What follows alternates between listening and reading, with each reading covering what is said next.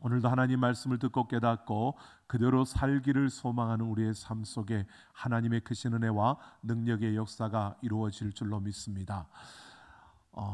호사다마라고 하는 말이 있습니다.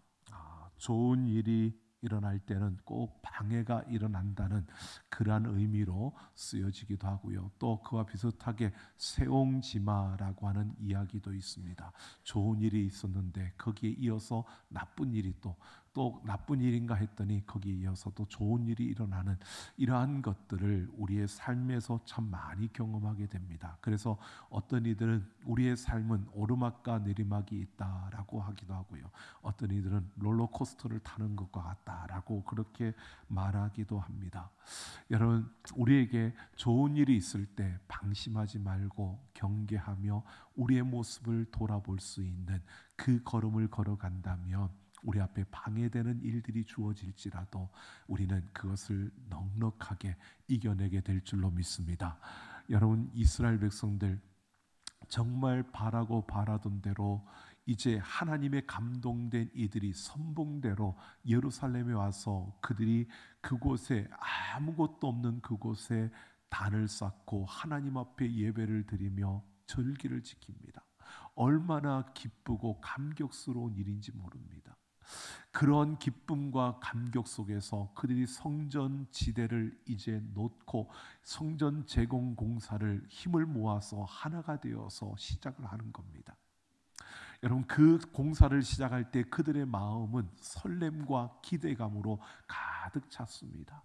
이제 정말 예전에 비하면 별것 아닌 것 같지만, 솔로몬의 성전에 비하면 초라한 모습이지만 그래도 우리가 하나님을 예배할 수 있는 성전을 지을 수 있다는 것에 너무 감격했고 기뻐하며 그들을 헌신하며 그 재건 공사를 시작하는 겁니다. 그런데 좋은 그 걸음 속에 방해자들이 나타난 것입니다. 사마리아 지역의 사람들이 방해로 인하여서 오늘 성벽 재건, 이 성전 재건 건축이 공사가 멈추게 되는 이러한 역사를 오늘 에스라 4장이 우리에게 보여주고 있습니다. 오늘 우리가 이 아픔의 순간을 함께 살펴보면서 오늘 우리는 사단이, 악한 자들이 왜 그 가는 걸음을 방해하는지, 그 방해하는 근본적인 이유가 무엇인지, 그리고 그 방해하는 가운데서 어떻게 방해하는가를 우리가 살펴보면서요, 오늘 이 시대 속에서 우리가 하나님과 함께 믿음으로 달려가는 그 걸음 속에서 오늘 우리는 어떻게 살아가야 할 것인가를 함께 생각해 보려고 합니다. 오늘 1절 말씀을 보면 그 성전을 건축한다라고 하는 소식을 유다와 베냐민 대적이 들었다라고 말합니다. 유다와 베냐민의 대적은 바로 사마리아 사람들이었습니다. 여러분, 이 사마리아는 북쪽 이스라엘, 남쪽 유다와 북쪽 이스라엘이 나뉘어졌을 때 북쪽 이스라엘의 그 수도가 사마리아였습니다. 그런데 이 남쪽 유다가 바벨론에 의해서 멸망되기 이전에 이미 그 북쪽 이스라엘은 아수르에 의해서 멸망을 당했습니다. 그런데 이 아수르가 북쪽 이스라엘 지역을 점령하고 어떻게 했느냐 하면 이주 정책을 쓰는 겁니다. 왜? 이들끼리 뭉쳐서 반역을 일으키면 안 되니까. 그래서 유대인들을 일부는 남겨놓고 일부들은 다른 지역으로 흩어버리고요, 다른 민족들이 있는 땅으로, 그리고 다른 민족들이 있는 땅에 있는 다른 그 민족들을 데려다가 이 사마리아 북쪽 이스라엘 지역에 퍼뜨려 놓은 겁니다. 그러니까 그렇게 혼합적으로 다른 민족들과 함께 살다 보니까 시간이 지나면서 그들과 결혼을 하게 되고, 그러면서 그들이 가지고 온 신들을 받아들이게 되면서 이 북쪽 이스라엘 지역, 이 사마리아 지역에는요, 하나님을 알고 하나님을 섬기지만 그러나 하나님만이 아니 다른 신들을 섬기는 혼합주의, 다원주의, 이런 그 하나님이 싫어하는 우상 숭배에 빠져 있는 그런 유대인들이 그 가운데 있었던 겁니다. 다른 민족들도 있고요. 그 가운데 유대인이라고 하는 이들도 말은 유대인이지만 실제로는 하나님을 섬기는 게 아니라 나에게 유익을 주고 나에게 이익을 주는 그런 신을, 내가 원하는 그런 신을 섬기는 이런 혼합주의에 빠져 있는 그러한 모습이 이 사마리아 지역 북쪽 이스라엘 땅의 그 모습이었던 것입니다. 그런데 그들이 그 땅에서 살다 보니까 그 빈 땅에 갑자기 유대인들이 돌아오는 겁니다. 그리고 와서 그들이 자리를 잡는가 싶더니 거기에서 성전을 짓는다고 막 공사를 시작하니까 그 마음에 걱정이 되는 겁니다. 이 사마리아 사람들이 생각할 때에 저들이 우리의 위협이 될 수 있겠다. 우리가 여기에 삶의 터전을 잡고 살아가는데 이 터전을 위협하는 그런 위험이 우리에게 주어지겠다라고 생각이 하니까 이들이 방해를 시작하는데 그 방해를 어떻게 하는지 오늘 성경은 이렇게 말합니다. 2절을 보면 이들이 스룹바벨과 예수아와 그 족장들을 찾아와서요 이렇게 이야기합니다. 우리도 너희와 함께 건축하게 하라. 우리도 너희와 같이 너희 하나님을 찾노라 라고 말합니다. 우리도 하나님을 믿는 사람들이니까 우리도 너희와 같이 그 성전을 짓는 그 공사에 함께 할 수 있게 해달라는 겁니다. 여러분, 그들이 뭐 방해를 하러 왔는 것 같은데 방해를 하는 게 아니라 오히려 그들에게 제안을 하는데 어떤 제안을 하느냐? 너희가 성전을 짓는데 힘들지, 그러니까 우리 같이 함께 해줄게. 그리고 너희만 하나님 믿는 게 아니라 우리도 그 하나님 알고 있어, 우리도 그 하나님 믿고 있어 라고 이렇게 말하면서 함께 하자는 겁니다. 여러분, 함께 하자라고 하는데 이들이 그러면서 또 한 가지를 더 말하는데 뭐라고 말하느냐 하면 아수르 왕 에살핫돈이 우리를 이리로 오게 한 날로부터 우리가 하나님께 제사를 드린다라고 합니다. 그러니까 우리도 아수르 왕에 의해서 우리가 다른 지역으로 그렇게 쫓겨가게 되었었는데 그 왕이 다시 우리를 이곳으로 오게 해서 우리가 다시 이 땅에 돌아와서 여기서 하나님을 섬겼다. 그러니까 너희가 하나님을 섬기는 것보다 우리가 이 땅에 먼저 돌아왔고 우리가 먼저 하나님을 섬겼으니까 그 기득권이 우리에게 있다는 겁니다. 너희가 아니라 기득권이 우리에게 있으니까 그러니까 같이 하자. 이게 지금 그들의 제안입니다. 지금 그들은 무엇을 이야기하고 있느냐 하면 지금 성전 공사를 열심히 하고 있는 그들에게 자, 너희 혼자 너희들끼리만 지으면 힘드니까 우리가 함께 해줄게. 그러니까 이렇게 함께하면 우리 서로 좋지 않냐? 서로 이렇게 우호적인 관계, 정치적으로 너희에게 이익이야. 그리고 경제적으로도 혼자 하는 것보다 우리 같이 하면 그만큼 이득이야. 그러니까 같이 하자. 그리고 기득권을 내세우는 것은 명분에 있어서 너희에게만 명분이 있는 게 아니라 우리에게도 이 성전을 지을 수 있는 명분이 있다. 왜? 우리가 먼저 이 땅에 돌아왔으니까. 이렇게 그들에게 이익과 명분을 제시하면서 우리가 성전을 같이 짓자라고 이렇게 제안을 하는 겁니다. 여러분, 이렇게 보면은 그들이 좋은 제안을 한 것 같습니다.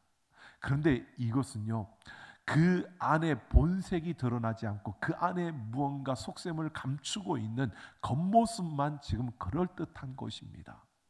그런데 이에 대해서 오늘 3절을 보면 스룹바벨과 예수아와 족장들이요 너희는 우리와 상관이 없다라고 선을 긋습니다. 그러니까 이들은 함께하지 못하겠다는 겁니다. 왜? 이유가 있습니다. 왜 함께하지 못하느냐? 이들은 70년이라는 시간 속에서 왜 우리나라가 무너지고 70년 동안 바벨론에서 포로 생활을 해야 됐는지를 이들은 뼈저리게 느끼고 있었기 때문입니다. 왜? 그들의 선조들이 하나님을 버리고 아니 하나님과 더불어 이방신들을 섬김으로 우상 숭배를 함으로 우리나라가 망하였고 그래서 우리가 그 후손들이 70년 동안 바벨론에서 포로 생활을 했고 겨우 이제 하나님께서 우리를 돌아오게 해서 그 하나님을 섬기게 했고 우리는 그 하나님을 예배하며 이 성전을 짓는데 또다시 저렇게 혼합주의와 다원주의와 그 이방신을 섬기는 저들과 함께 우리가 손을 잡음으로 우리의 이 순수함이 또 망가지게 된다면 우리는 선조들과 다를 바 없는 그 어리석은 길로 갈 수밖에 없다는 것을 이들은 알고 있는 겁니다. 그래서 아니라는 겁니다. 다시 우리가 그런 죄악에 우리가 빠질 수 없다는 겁니다. 그런데 보십시오. 아니다라고 하는데 이들이 그냥 안 돼 이렇게 말하는 게 아닙니다. 아주 지혜롭게 그 답을 하고 있는 이들의 모습은요, 이렇게 말합니다. 제안을 거절하면서 고레스 왕이 우리에게 하나님이 여호와를 위하여 홀로 건축하라 했다는 겁니다. 그러니까 고레스 왕의 핑계를 대는 겁니다. 고레스 왕이 우리에게 명령하기를 이 여호와의 성전을 홀로 건축하라고 했으니까 너희와 함께 할 수 없고 우리 홀로 이 성전을 지어야 된다. 너희의 제안대로 우리가 함께하면 경제적으로도 이익인데, 그런데 고레스 왕이 우리를 이곳으로 보내면서 그렇게 명령했으니까 어쩔 수 없어. 우리는 우리끼리 해야 돼. 이렇게 자신들이 너희하고 함께하기 싫어 이게 아니고요. 고레스 왕이 이렇게 명령했기 때문에 우리가 너희와 함께할 수 없어. 너희와 함께하면 이익인 것 알지만 우리는 그렇게 할 수가 없어. 왜? 왕이 그렇게 명령했기 때문에. 이렇게 아주 지혜롭게 그들의 제안을 거절하는 것입니다. 여러분, 이렇게 제안을 거절했는데요, 이 제안을 거절하니까 그들이 바로 오늘 4절에 보면 그들의 본색을 드러내는 것입니다. 그들의 본색은 그대로 나타나고 있습니다. 여러분, 오늘 우리가 한번 보십시오. 우리의 삶 속에서요, 얼마나 많은 유혹이 찾아오는지 모릅니다. 정말 그럴듯하게 찾아옵니다. 적당히 타협하면 정말 나에게 이익이 되고, 적당히 손을 잡으면 우리한테 그만큼 이익이 주어지는 일들이 우리 앞에 얼마나 많이 펼쳐지는지 모릅니다. 여러분, 우리가 생각해 보면 그 가운데 그 본색, 그 본심이 무언가를 우리가 볼 수 없으면 너무나 쉽게 무너질 수밖에 없습니다. 여러분, 오늘 우리의 삶의 기준은요, 우리의 감정도 아니고 우리의 기분도 아니고 우리의 어떤 이익도 아니고요, 하나님 말씀이어야 할 줄로 믿습니다. 여러분, 하나님의 말씀이 우리의 삶의 기준이 될 때 우리는 바른 선택을 할 수 있는 겁니다. 지금 스룹바벨과 예수아와 그 족장들은 이것을 단호하게 거절하고 당당하게 거절할 수 있었던 것은 다른 것이 아닙니다. 하나님의 말씀이 그들의 기준이었기 때문입니다.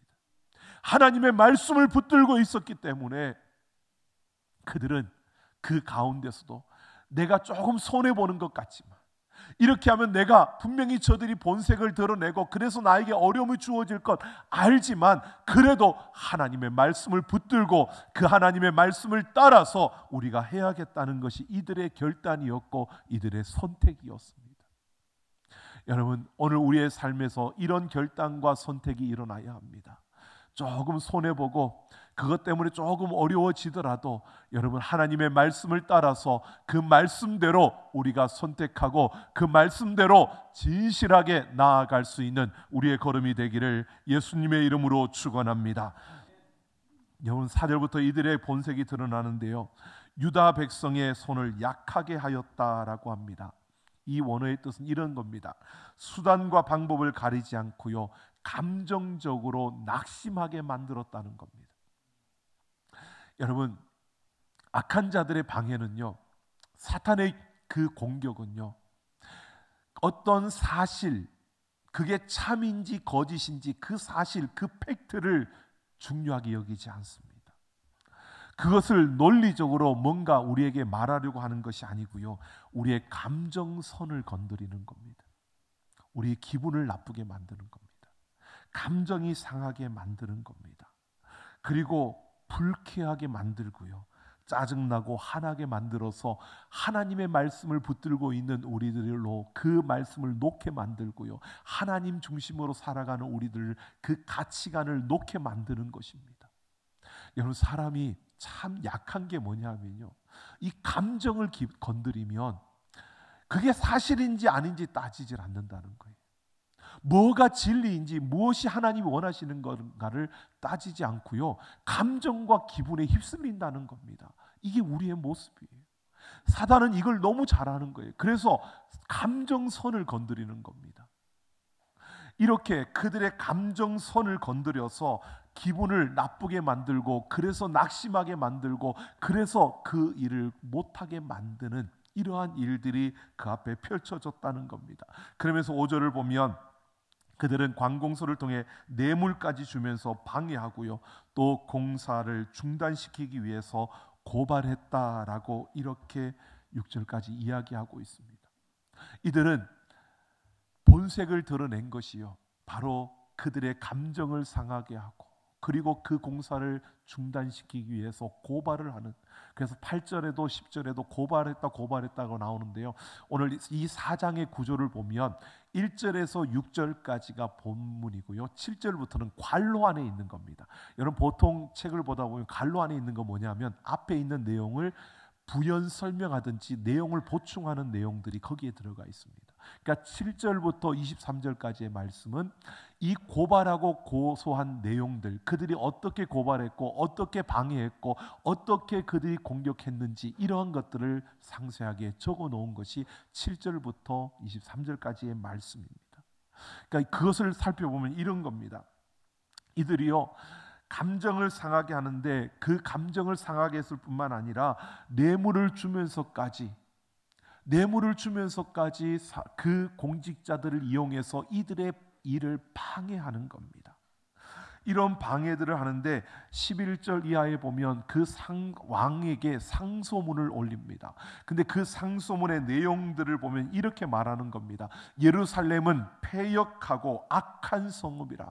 이 패역하고 악한 성읍이라는 뜻은 무슨 뜻이냐면 반역을 자리일으키고 반역을 일삼는 성읍이라는 겁니다. 그러니까 이들이 이렇게 말하고 있는 겁니다. 이 유대라는 원래 나라는 옛날부터 반역을 일으키기를 좋아했던, 반란을 일으켰던 그런 나라입니다. 그런 나라의 백성들이 이렇게 성전을 짓게 되면 언젠가는 저들이 반란을 꿈꾸게 될 것입니다.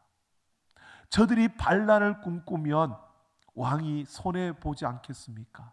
또 저들이 반란을 꿈꾸면 그냥 반역을 하는 게 아니라 조세도 안 내고, 그들은 관세도 안 내고 통행료도 안 내는, 그러면 점점 그 나라에, 바사라는 이 나라에 또 반역해서 자기들만의 나라를 이룰 것입니다. 그러면 왕에게 얼마나 경제적인 손실이 오겠습니까?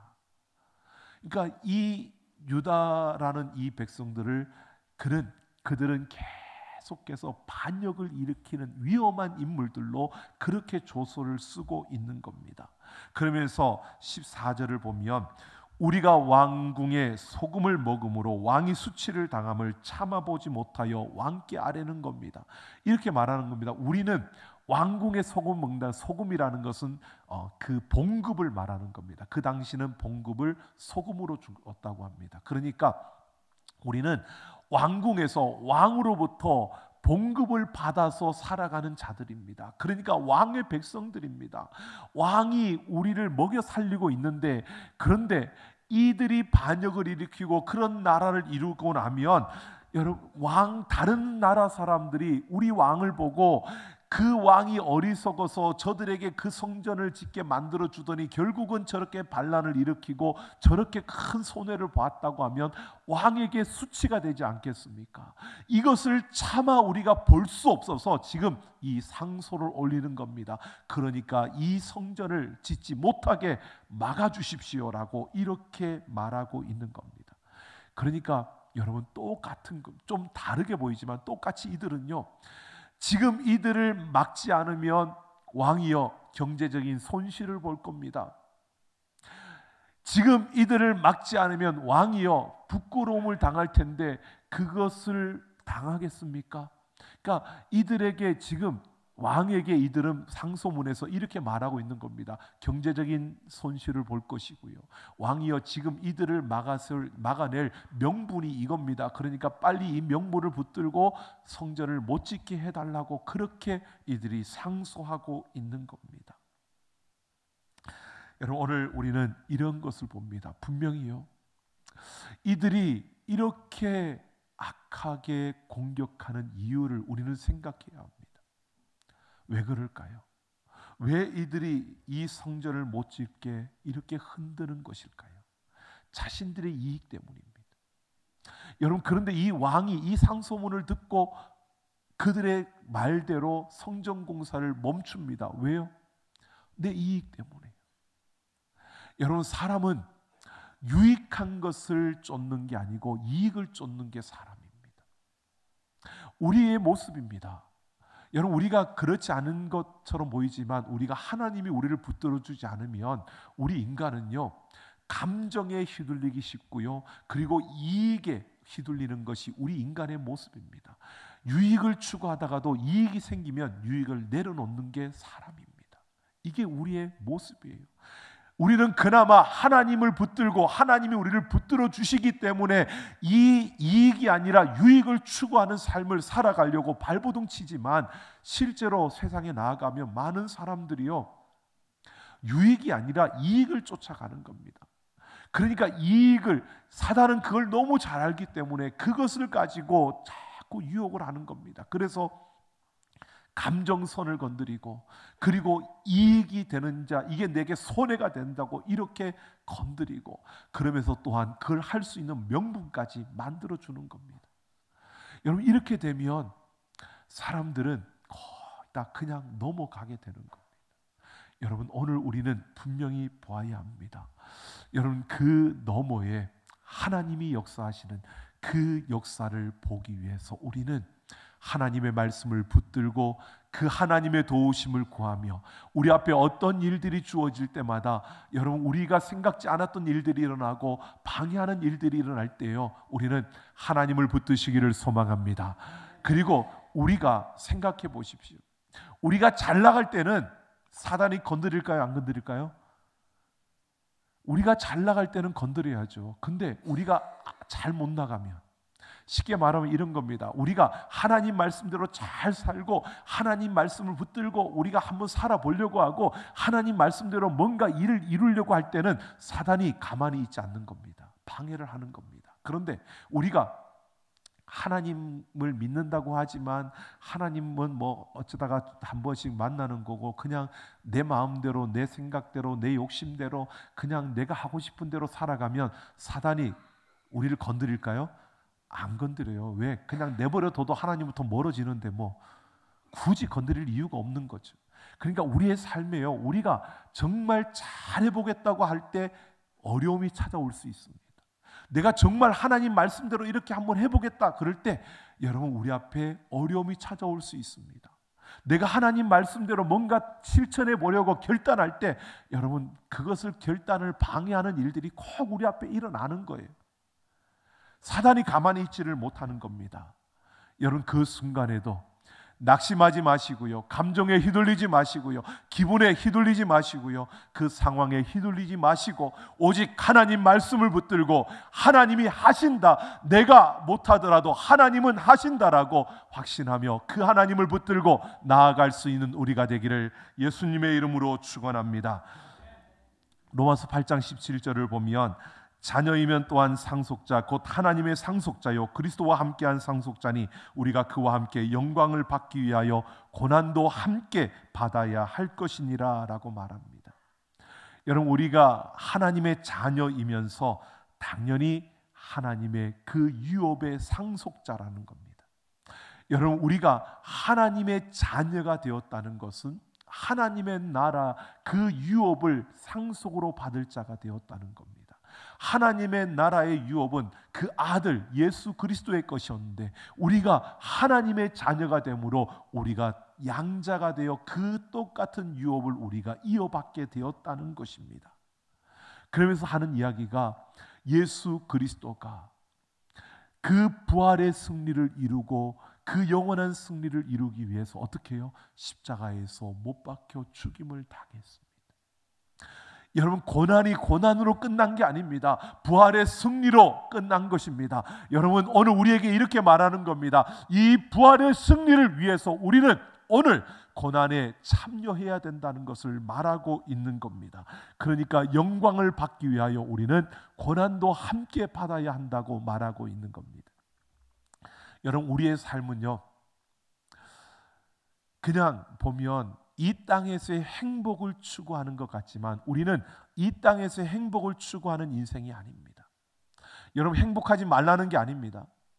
그러나 행복을 추구하며 사는 인생이 아니고요, 우리는 영원한 그 하나님 나라의 영광을 추구하며 하나님의 거룩함을 바라보며 이 땅을 살아가고 있는 줄로 믿습니다. 그 영광이 바로 우리의 삶의 목표인 것입니다. 그래서 이 땅에서 행복이 우리에게 찾아올 수도 있지만 조금 그 행복이 늦게 올 수도 있고요, 우리가 조금 그 행복을 빼앗길 수도 있습니다. 그러나 그것이 끝이 아니고요, 우리는 거룩함과 영광을 위해 살아가는 인생이기에 우리에게는 그 하나님의 영광이 주어질 줄로 믿습니다. 그래서 우리는 이 땅에서 조금 다른 이들보다 조금 적게 가지더라도, 다른 이들보다 조금 덜 누리더라도, 아니 다른 이들이 마냥 행복한 것 같더라도 여러분, 우리는 그것에 미혹되고 유혹되지 마시고요, 조금 힘겨운 길이라 할지라도 하나님과 함께 나아가며 그 하나님을 붙드시고 그 하나님의 영원한 영광에, 그 거룩함에 참여하는 우리 모두가 되기를 예수님의 이름으로 축원합니다. 여러분, 사단은 우리를 너무 잘 알기에 그렇게 유혹하는 겁니다.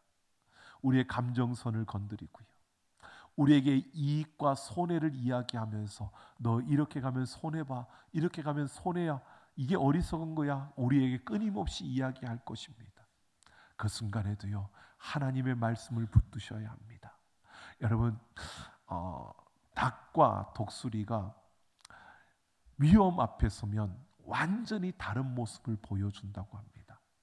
닭은요, 폭풍이 몰려오고 그 천둥이 치면 몸을 날개에 묻은 채 숨을 곳을 찾는다고 합니다. 그런데 독수리는 폭풍이 몰아치고 천둥이 칠 때 그 날개를 활짝 펴고요, 날아오르며 바로 그 안전지대로 날아오른다고 합니다.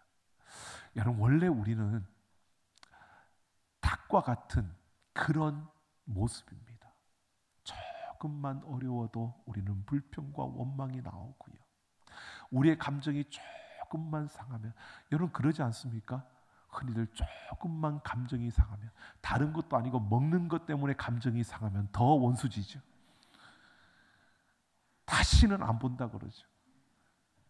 뭐 별것도 아닌데 교회 와가지고 내가 앉으려고 하는 자리에 누가 앉았다고 그것도 감정이 기분이 나빠가지고, 저건 내 자리인데 왜 저 사람이 저기 앉았어, 그리고 기분 나빠가지고 나 그 교회 안 간다고. 천국에 천국에 내 자리가 없으면 안 들어간다 그러면 안 들어가는 건 아니고 들어가야 되는데, 근데 여러분 생각을 해보십시오. 우리의 기분과 감정이 조금 상하면 우리는 다 그냥 싫다고 합니다. 이게 우리의 모습이었어요. 조금만 누군가 협박을 하면요, 금방 두려워가지고 그냥 끙끙거립니다.